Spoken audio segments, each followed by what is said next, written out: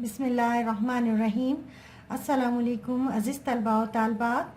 आज हम 9th class की उर्दू की किताब का चौथा सबक पढ़ेंगे और वो दरअसल एक ड्रामा है शहीद, जिसके मुसन्निफ़ हैं मिर्ज़ा अदीब। अच्छा, मिर्ज़ा अदीब का सबसे पहले तो हम आपको तारुफ बताएंगे बच्चों कि मिर्ज़ा अदीब जो है वो 1914 में लाहौर में एक मुतवस्सित घराने में पैदा हुए। और इनका असल नाम तो दिलावर अली था, लेकिन कलमी नाम उन्होंने मिर्ज़ा अदीब रखा। इब्तदाई तालीम उन्होंने भाटी गेट लाहौर से हासिल की और उसके बाद इस्लामिया हाई स्कूल में दाखिल हुए। वहाँ पर भी उनको शेर व शायरी से रग़बत पैदा हो गई। फिर बाद में ड्रामे और अफसाने उन्होंने लिखना शुरू किए और फिर बीए की तालीम हासिल करके बीए तक तालीम हासिल की और उसके बाद तालीम को खैरबाद कह दी। 1936 में अदब लतीफ़ के एडिटर भी बने। मुख्तसर ड्रामे को तरक्की देने और इसे मकबूल बनाने में मिर्ज़ा अदीब की खिदमत नाकाबिले फरामोश हैं। मिर्ज़ा अदीब जो है वो इनके किरदार जो हैं वो आम ज़िंदगी की तस्वीर पेश करते हैं। मिर्ज़ा अदीब आसान और सीधी सादी ज़बान में अपनी राइटिंग अपनी कहानियाँ लिखा करते थे और ड्रामे ज़्यादातर इन्होंने लिखे।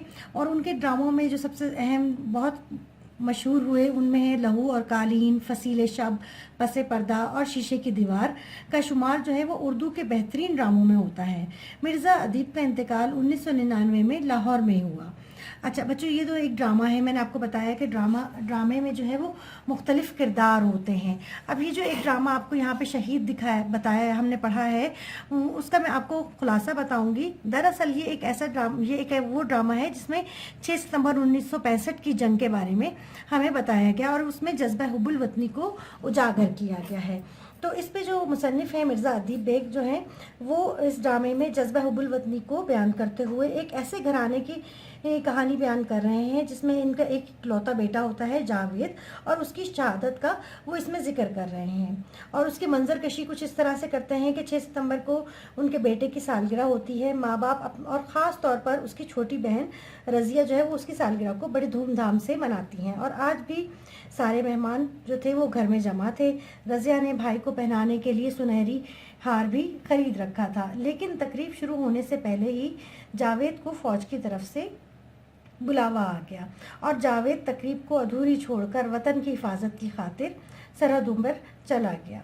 यहाँ पर ड्रामे का एक पहला हिस्सा ख़त्म होता है, जबकि दूसरे हिस्से में ठीक 1 साल बाद ही जो है वो सालगिरह के दिन बहन को जो है वो अपना शहीद भाई याद आना शुरू हो जाता है और माँ बाप उसे तसल्ली देते हैं।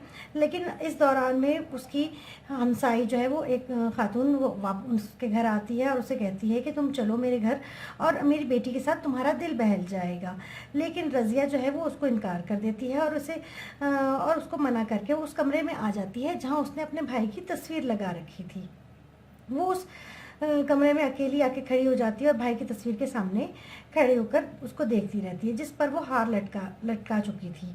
वही हार जो कि उसने पहले उसकी सालगिरह के लिए लिया हुआ था।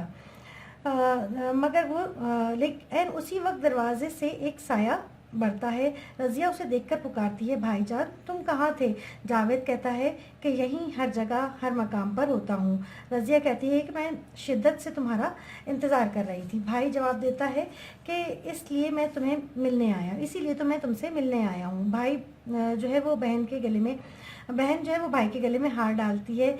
ज़रा देर बाद भाई जाने की इजाज़त चाहता है और चला जाता है। जब माँ बाप कमरे में दाखिल होते हैं तो रज़िया उन्हें भाई के आने का बताती है, मगर वो कहते हैं कि तुमने ख्वाब देखा होगा। मगर हार पर खून को देखकर दोनों को भी यकीन आ जाता है कि शहीद जो है वो कभी मरता नहीं है। तो बच्चों इस ड्रामे में जो है हमें ये पता लगा कि शहीद जो है वो कभी मरता नहीं है, बल्कि वो हमेशा ज़िंदा रहता है। अब आपको मैंने एक मुख्तसर तौर पे इस ड्रामे को बयान कर दिया है। आपने अब इस ड्रामे के जो मुख्तसर सवालात और जवाबात हैं जो कि आपके पास में हमने नोट्स में दिए हुए हैं, تو ان کو مکمل طور پہ یاد کرنا ہے. یہ تقریباً 10 سوال ہیں ہمارے پاس.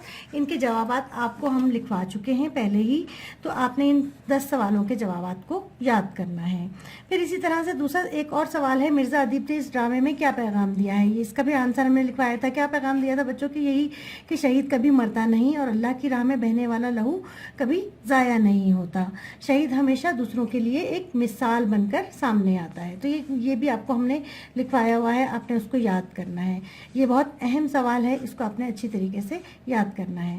اسی طرح سے اس ڈرامے کے کرداروں کے نام جو آپ نے پڑھے کہ کون کون ہے اس ڈرامے میں, جاوید ہے, رضیہ ہے, ماں باپ ہیں, اور جو ایک ہمسائی آتی ہے, وہ سب تمام کرداروں کے نام بھی آپ نے لکھنے ہیں. اس ڈرامے کو مختصر کہانی کی صورت میں تحریر کریں. مطلب مختصر کہانی, جیسے کہ ابھی میں نے آپ کو ایک طرح سے خلاصہ بیان کیا, کہانی بیان کی, اس طرح سے آپ اس ڈرامے کو اپنے الفاظ میں بیان کریں گے. یہ آپ نے خود کام کرنا ہے, اس کو آپ نے خود لکھنا ہے. اسی کے ساتھ ساتھ پھر دیکھیں سوال نمبر 5 میں ہے درج ذیل الفاظ و محاورات کے معنی لکھیں اور جملوں میں استعمال کریں. یعنی ان الفاظوں کے معنی بھی آپ نے لکھنے ہیں اور پھر ان کے جملے بھی بنانے ہیں. پہلا لفظ ہے سسکیاں بھرنا, یعنی کہ آہستہ آہستہ رونا.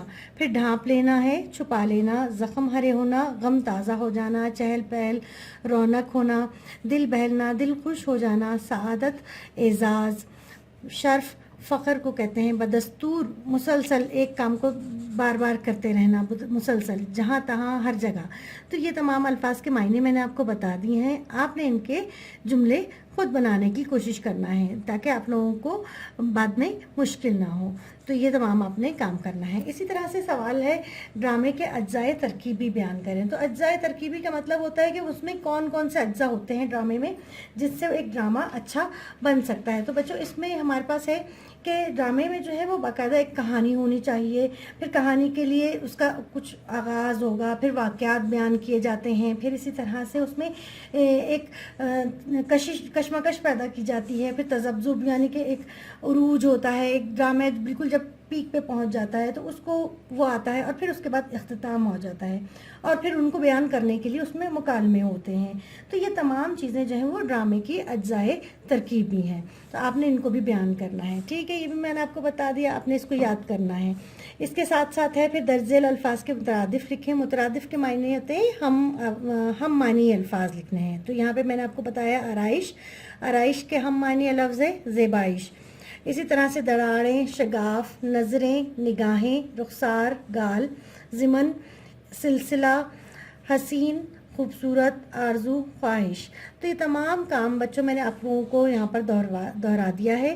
اب آپ کا کام یہ ہے کہ آپ نے اس سبق کو مکمل اچھی طریقے سے یاد کرنا ہے. اس کا خلاصہ اچھی طریقے سے یاد کرنا ہے. خلاصہ ہے یا پھر آپ اس کو خلاصے کے طور پہ لے لیں, یا جو سوال نمبر 4 تھا اس ڈرامے کی مختصر کہانی کی صورت میں تحریر کریں, یہ بھی سمجھ سکتے ہیں. تو یہ تمام کام آپ نے یاد کرنا ہے اور اس کو ایمانداری کے ساتھ اس کو ایک کاپی پہ پیج پر لکھیں اور اس کی پکچر لے کر مجھے بھیج دیں. اب نیکسٹ لیکچر تک کے لیے مجھے اجازت دیجیے. فی امان اللہ, اپنا خیال رکھیے. اللہ حافظ.